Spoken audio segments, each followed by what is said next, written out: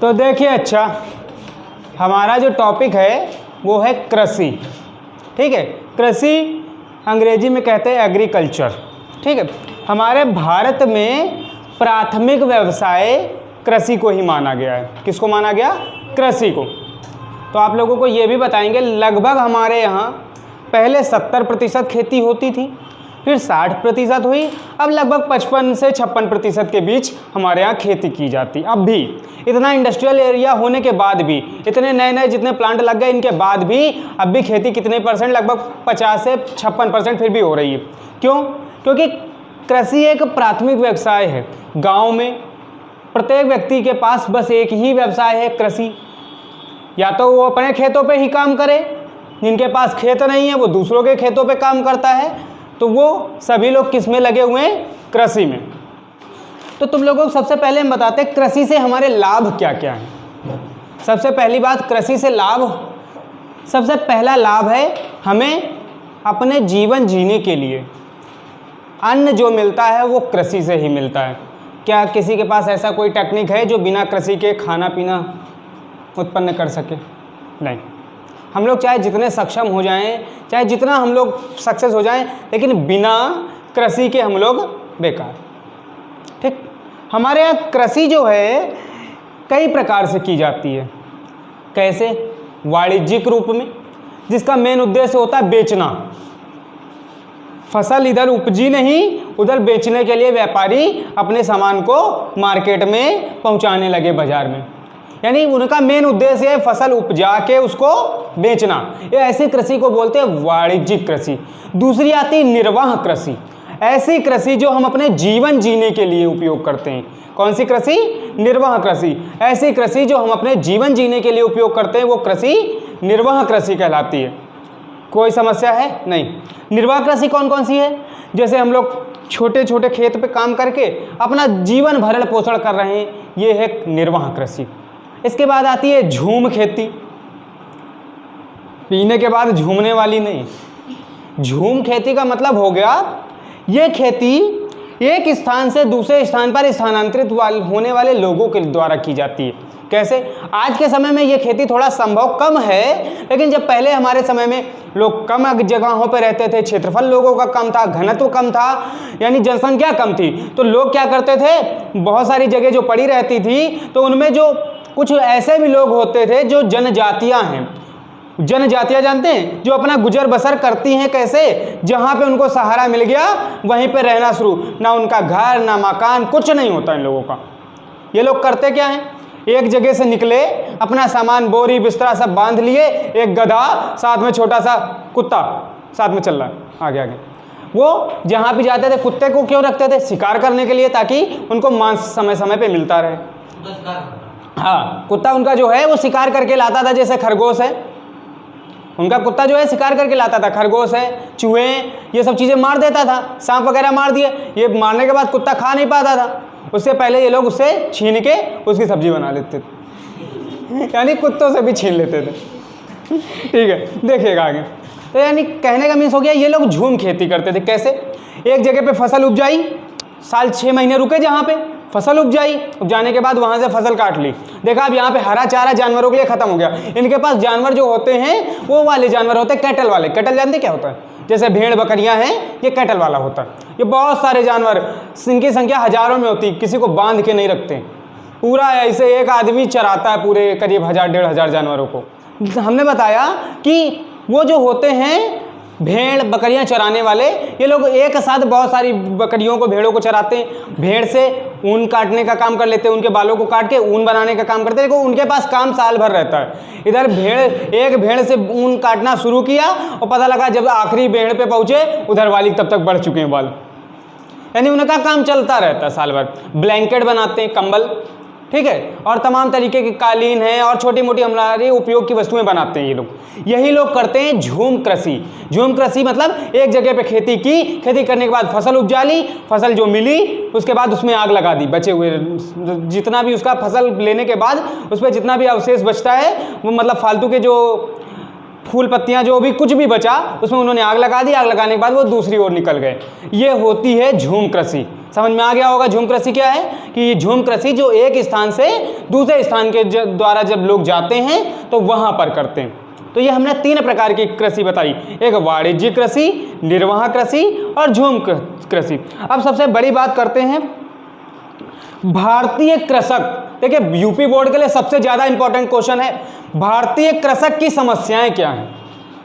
हमारे यहाँ पूरा साल किसान रोता रहता है, अभी भी किसान आंदोलन दिल्ली में चल रहा है, तमाम प्रकार के नए नए समस्याएं उसके लिए सामने आती रहती हैं। तो किसान को अन्नदाता कहा गया है, जो अन्न को जो अपने अन्न द्वारा सभी के पेट का भरण करता है। अगर किसान अन्न ना उपजाए, आप किस इंडस्ट्री में अन्न उपजा सकते हो? कोई इंडस्ट्री नहीं बनी जहाँ पे आप अन्न का पैदावार करें। खाना है तो चाइना वाले प्लास्टिक के चावल खाइए, आपकी ज़िंदगी भी वो खा जाएगी 2-4-6 महीने में। यानी कहने का मीन्स ये हुआ कि किसान को समस्याएं हैं फिर भी वो कार्य कर रहा है। एक कृषि जो है एक प्रकार से सेवार्थ कार्य है, आप लोगों को पेट भरने का काम कर रहे हैं, सबसे बड़ा कर्म है ये।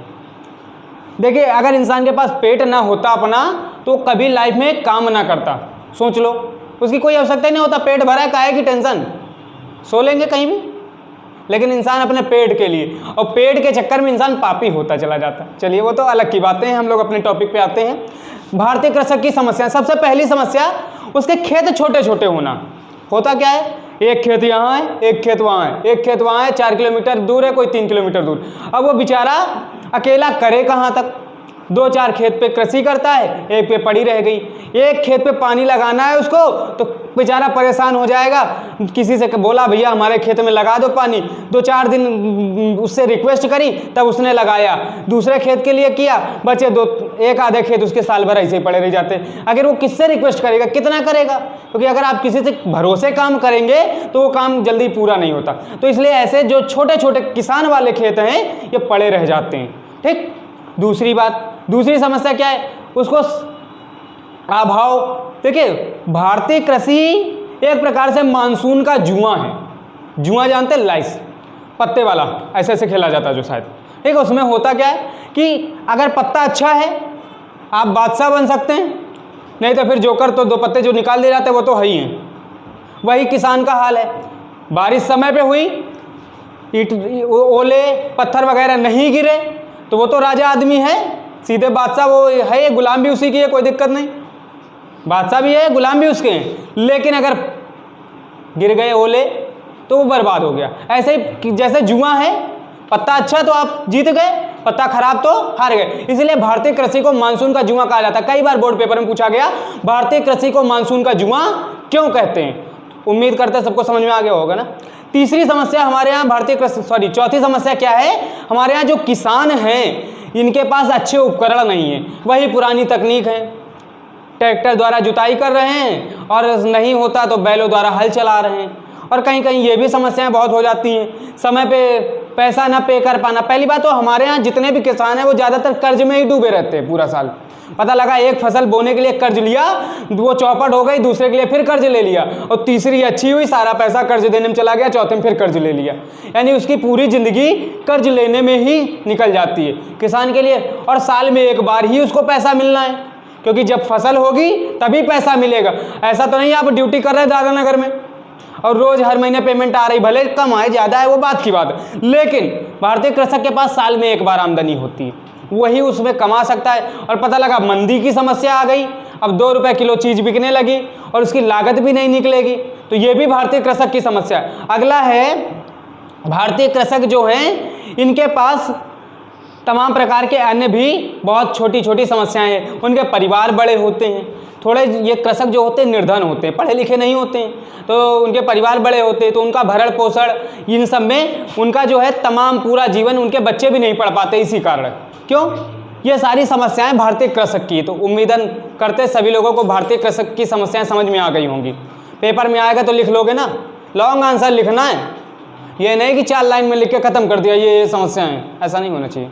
ठीक, तो अगला जो क्वेश्चन है हम बात करते हैं हमारे यहाँ फसल कौन कौन सी होती हैं। 3 प्रकार की फसल होती हैं, एक रबी की फसल, एक खरीफ की फसल और एक जायद की फसल। देखिएगा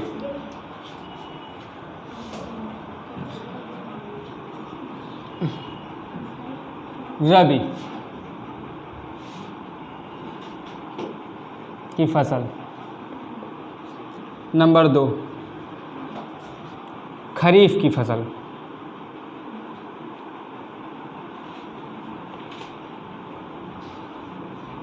नंबर 3 जायद की फसल।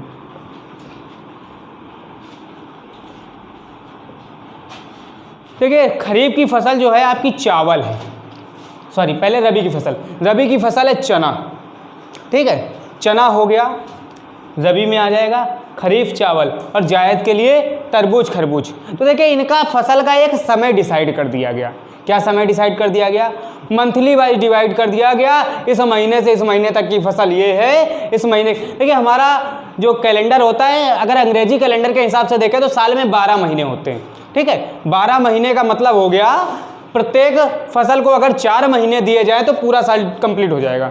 तो किसी में 2.5 साढ़े 3 महीने, किसी में 3 महीने, मतलब ऐसे चलता है, लेकिन फिर भी 4 महीने के हिसाब से बांटा गया। तो जायद की फसल से शुरू करते हैं। ये फसल आपकी जो है तैयार कब होती है?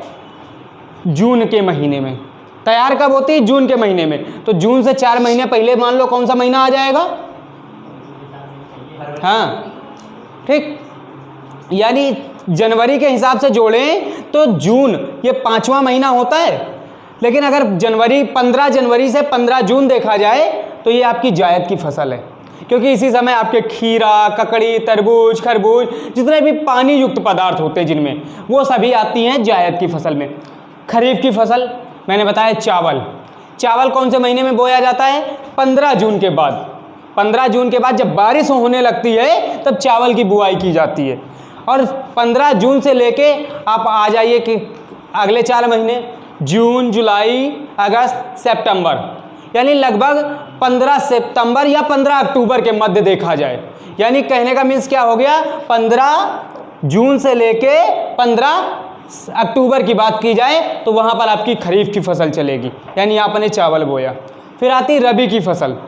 ये अक्टूबर के महीने से बोई गई और ये आने वाली जो है फरवरी, यानी जनवरी और फरवरी के मध्य में ये फसल लगभग तैयार हो जाती है। इसमें जैसे आपका गेहूं भी आता है, रबी की फसल गेहूं है इस समय जो तैयार होने वाली है, ठीक है। यानी आप लोगों को फसल चक्र मतलब तीनों के फसल चक्र समझ में आ गए होंगे।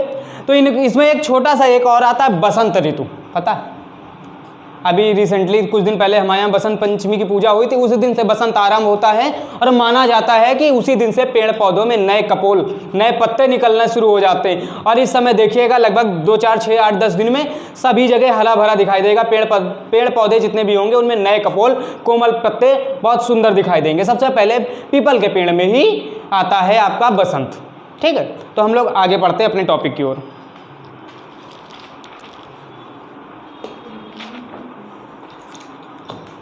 तो भारतीय कृषि की एक और समस्या है। भारतीय कृषि में लोग करते क्या हैं? फर्टिलाइजर्स जानते क्या होता है? खाद जो है ये लोग, इनको अच्छी खाद ना मिल पाना, ये लोग पुरानी खाद का उपयोग करते हैं या कंपोजिट जितनी भी होती है ज़्यादातर, इनसे क्या है कि फसल में उतनी वृद्धि नहीं हो पाती, कभी कभी पेड़ पौधों को भी जला देती। दूसरी बात, अनावश्यक जानवरों की समस्या, ये भी हमारे कृषकों के लिए एक समस्या बन चुकी है। जानवर जो है आजकल झुंड के झुंड पाए जाते, चाहे वो नील गाय हो, चाहे वो आपके सांड बैल वगैरह हो। तो ये लोग क्या करते हैं, जिस खेत में गए उस खेत को पूरा साफ कर दिया, पूरे झुंड के झुंड जाते हैं, फसल तहस नहस। ये भी हमारे यहाँ कृषक की एक समस्या है। तो भारतीय सरकार ने या हमारे भारत में इन समस्याओं को निपटने के लिए क्या किया गया, अब हम उसके बारे में बात करते हैं। चलिएगा देखिए,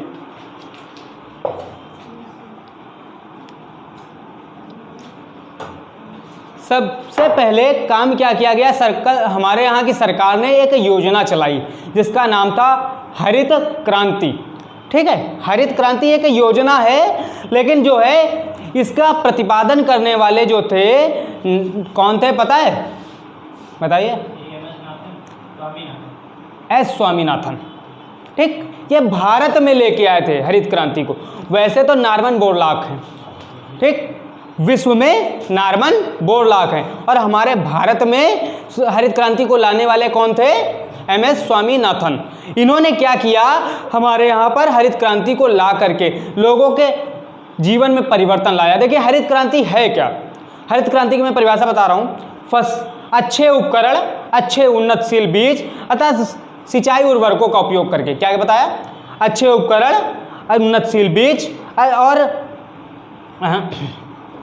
अच्छे उपकरण, सिंचाई और अच्छे बीजों का उपयोग करके कृषि में जो आशातीत वृद्धि होती, जो हमारी आशाओं के अनुरूप हो, हमने अनुमान लगा लिया कि हमारे इस बार 10 कुंटल गेहूं होंगे, लगभग उतनी हो जाए, तो यही है हरित क्रांति। क्रांति का मतलब होता है बदलाव, रेवोल्यूशन, यानी फसल में जो बदलाव कर दिया जाए। पता लगा पहले 2-3 कुंटल 4 कुंटल गेहूं पैदा हो रहा था, लेकिन हमने हरित क्रांति का उपयोग करके 5 कुंटल 6 कुंटल या 10 कुंटल प्राप्त कर लिया, जो भी किया वो हुई हरित क्रांति। ठीक है, तो हरित क्रांति का मतलब सभी को समझ में आ गया। ये हमारे पूरे भारत में लागू की गई। लोगों को अच्छे बीज केंद्र खोल के जो है सरकारी केंद्र खोल दिए गए, यहाँ से आपको अच्छे किस्म का बीज मिल जाएगा, अच्छे किस्म की खाद मिल जाएगी, तमाम प्रकार की जो चीज़ें दी गई और लोगों ने इसका उपयोग करके क्या किया? हरित क्रांति को बढ़ावा दिया और अपने जो है कृषि में उन्नति प्राप्त की। इसे कहते हैं हरित क्रांति। ठीक, सरकार ने और भी प्रोग्राम चलाए जिसके द्वारा हमारे यहाँ पर कृषि को बढ़ावा मिला। दूसरी बात, एक हमारे यहाँ चलता है जिसको बोलते हैं चकबंदी योजना। चकबंदी मैं पढ़ा चुका हूँ पहले भी, लेकिन फिर भी एक बार हम बता दे रहे। चकबंदी योजना क्या है? सरकार ने क्या किया, किसान के छोटे छोटे खेत जो थे, मान लो एक ही इतनी दूरी पे एक यहाँ, एक यहाँ, एक यहाँ, एक यहाँ, बड़े दूर दूर जगह पे थे, सरकार ने ऑफर दिया कि हम सारे खेत तुम्हारे एक जगह कर देंगे, एक जगह कर देंगे। तो इससे किसानों को भी फायदा था, ज़्यादा इधर उधर भागना नहीं पड़ेगा, एक जगह खेती वो आराम से कर सकते हैं। तो हुआ क्या, इसमें होता क्या, व्यक्ति को अपनी मूल जमीन से, जो उसकी प्राथमिक जमीन थी पहले, उस जमीन से कुछ कम जमीन दी जाती है, लेकिन उसके खेतों को एक जगह पर दे दिया जाता है। इस योजना को बोलते हैं चकबंदी। चकबंदी के अलावा मेड़बंदी भी की गई, क्योंकि होता क्या था, मेड़बंदी से क्या होता था, जो छोटे श्रमिक किसान थे उनका सदैव नुकसान होता था। मेड़बंदी होती नहीं थी, जो जमींदार थे, ज़्यादा पैसे वाले थे, अपने रौब पे पैसों के दम पर क्या करते थे, दूसरों के खेत पर कब्जा कर लेते थे। तब की सरकार ने क्या किया, मेड़बंदी योजना चलाई और मेड़बंदी कर दी। हर किसान के खेत में मेड़ बंधवा दी गई कि तुम्हारा खेत यहाँ से है और रामलाल का खेत यहाँ से, तो इस तरीके से तुम्हें ये पता चलता रहेगा। बंदी, ठीक है, तो मेड़बंदी समझ में आ गई क्या किया गया, यानी सारे किसानों के खेतों को जो है अलग अलग कर दिया गया मेड़ का। इसके बाद एक हदबंदी आई जो अब नहीं होती है। हदबंदी उस समय की गई थी जब लोगों के पास एक हद से ज़्यादा ज़मीन थी और लोगों को जो है उस पर खेती न करते थे, सिर्फ उस पर लगान लेते थे। तो जमींदारी उन्मूलन जब हुआ, जमींदारी प्रथा जब समाप्ति की गई, तब ये हदबंदी भी खत्म हो गई थी। ठीक, तो हमारे हिसाब से लगभग आप लोगों को कृषि समझ में आ गई होगी। कभी कभी एक ऐसा क्वेश्चन पूछा जाता है जो शायद आप लोगों को नहीं पता होगा, नहीं सुना होगा, और बोर्ड में एक बार आया था, मुझे याद है, उम्मीदन लगभग बीते 5 सालों में। वो क्वेश्चन कौन सा है पता? ज्वारी प्रदेश कहाँ है और ज्वारी वन कहाँ पाए जाते हैं? Any of them?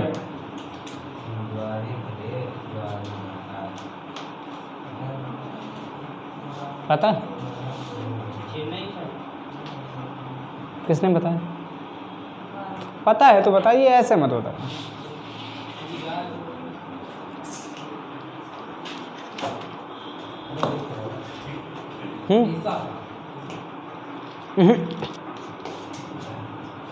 सर्व की बात है तो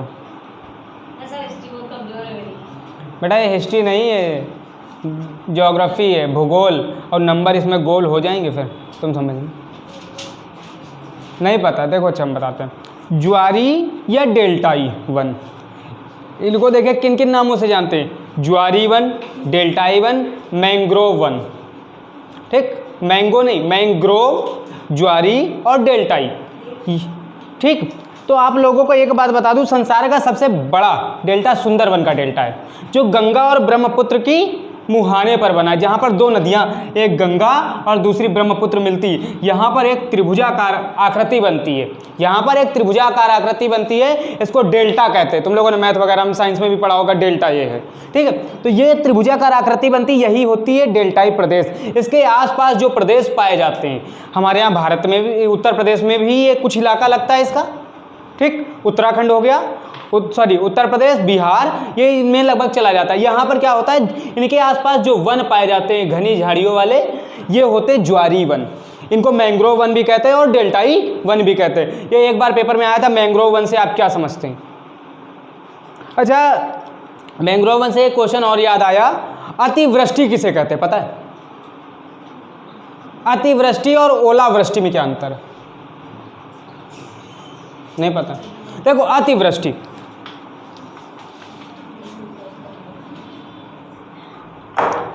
होता क्या है कि जैसे यहाँ कोई प्रदेश बसा हुआ है मान लिए थोड़ी देर के लिए, और यहाँ पर पहाड़ है, ऊपर नीचे प्रदेश बसा है, फिर पहाड़ ऊपर भी होंगे। ऐसे पहाड़ तो कहीं भी हो सकते हैं। प्रदेश पहाड़ी क्षेत्रों में क्या होता है, पहाड़ ऊपर होते हैं और क्षेत्र ये जो प्रदेश होते हैं नीचे बसे होते हैं, ऐसा होता है। तो बारिश जब होती है तो ये बारिश जब होगी तो मान लो ये सब पहाड़ थे, यहाँ तो बारिश होती रही, खूब बारिश हुई, और लेकिन इस मतलब शरारत हमारे साथ हुई, हमारा घर छोड़ के पूरे शहर में बरसात हुई। वही हाल यहाँ भी क्या हुआ कि यहाँ से बारिश जब हुई ये इलाका छूट गया, बाकी सब जगह बारिश हो गई। यानी ये सब जो बारिश हो गई ये प्रदेश होते अतिवृष्टि क्षेत्र। ओलावृष्टि जहाँ पर ओले गिरते रहते हैं ज़्यादातर। अच्छा, एक देश हमारे यहाँ कौन सा है, हमारा पड़ोसी देश ही है जिसको बिजली की गड़गड़ाहट का देश कहते हैं, Thunderbolt of lightning, Bhutan. Good. ये भूटान एक ऐसा देश है जहाँ पर साल भर बिजली गिरती रहती, इसलिए वहाँ के लोग आज तक सक्सेस नहीं हो पा रहे हैं। बिजली की गड़गड़ाहट का देश कहते हैं। ठीक है, तो आज के लिए कृषि का टॉपिक यहीं तक था, खत्म। धन्यवाद।